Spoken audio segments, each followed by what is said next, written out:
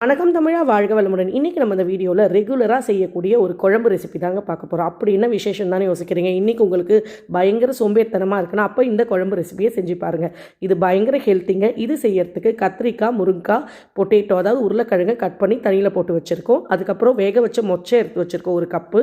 பூண்டு, வெங்காயம், தக்காளி, புளி தண்ணி, உப்பு, மஞ்சத்தூள், மிளகாத்தூள் அதாவது குழம்பு மிளகாத்தூள், எண்ணெய். இதுதான் இது தேவையான பொருட்கள். வாங்க இதை எப்படி செய்யலான்னு பார்க்கலாம். சட்டியில் எடுத்து ஒரு சட்டி எடுத்து அடுப்பு மேலே வச்சுக்கோங்க. நல்லெண்ணெய் ஊற்றி தாங்க இந்த குழம்பு செய்ய போகிறோம். நல்லெண்ணெய் ஊற்றிக்கோங்க. எண்ணெய் நல்லா காஞ்ச அப்புறமா நம்ம தாளிப்பு வடகம், இந்த தாளிப்பு வடகம் எப்படி செய்யற வீடியோ ஏற்கனவே போட்டிருக்கேன். அந்த வீடியோ லிங்கை டிஸ்கிரிப்ஷனில் கொடுக்குறேன். மறக்காமல் டச் பண்ணி அதை எப்படி செய்யணும்னு பார்த்துக்கோங்க. அதுக்கப்புறமா பூண்டு, நாங்கள் கொஞ்சம் பூண்டு எக்ஸஸாக தான் போடுவோம். ஏன்னா அப்போ தான் டேஸ்ட் இருக்கும் இந்த குழம்புக்குன்னு. Daily Chinese, north Indian, continental சாப்பிட முடியாதுங்களா? என்னதான் ஹோட்டலில் போய் சாப்பிட்டாலும் நம்ம ரெகுலர் பாரம்பரிய சமையலுக்கு இருக்க டேஸ்ட்டே தனிதாங்க. இந்த ஒரு ரெசிபி செஞ்சிங்கன்னா போதும், உங்களுக்கு சைட் டிஷ் எதுவுமே தேவையில்லை. கொஞ்சம் அதிகமாக சாதம் வடிச்சுக்கோங்க இந்த ரெசிபி செய்யும்போது, ஏன்னா ஈஸியாக காலியாயிடும். அப்புறம் எப்பயும் போல் நம்ம என்ன ஆட் பண்ணியிருக்கோம்னா வெங்காயம், தக்காளி, அதுக்கப்புறமா கொஞ்சமாக கருவேப்பிலை, இதெல்லாம் நல்லா ஆட் பண்ண அப்புறமா நம்ம எடுத்து வச்சுருக்க காயை சேர்த்து நல்லா வதக்கிக்கோங்க.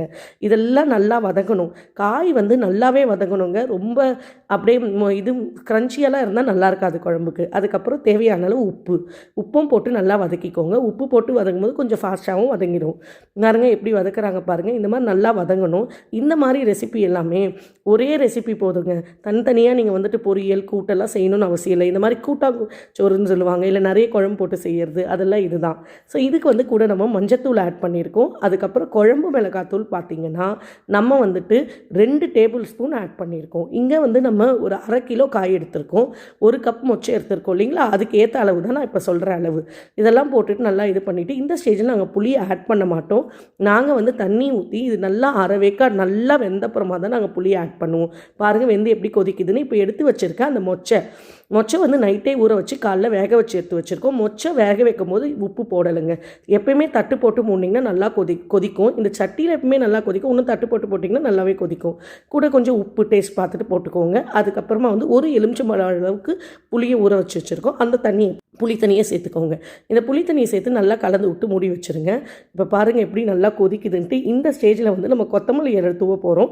கொத்தமல்லி இலை தூவி இறக்கிட்டிங்கன்னா சூப்பரான சுவையான 1 பாட் குழம்புன்னு சொல்லலாம். 1 பாட் ரெசிபி மாதிரி 1 பாட் குழம்பு. கூட்டு, பொரியல், வறுவல் எதுவுமே தேவையில்லைங்க. எப்படி கொதிக்குது பார்த்தீங்களா? இல்லாத ஸ்ட்ரென்த்தே கிடையாது. ஈஸி ஹோம்மேட் 1 பாட் குழம்பு ரெசிபி ரெடி. அப்புறம் என்னங்க, இந்த மாதிரி சாதத்தில் போட்டு கொஞ்சம் நெய் ஊற்றி பிசைஞ்சு சாப்பிட வேண்டியது தான். இந்த மாதிரி ரெசிபிஸ் பார்க்க எங்கள் சேனலான தமிழ்நாடு ஃபேமிலியை லைக், ஷேர் அண்ட் சப்ஸ்கிரைப் பண்ணிக்கோங்க. Thank you friends.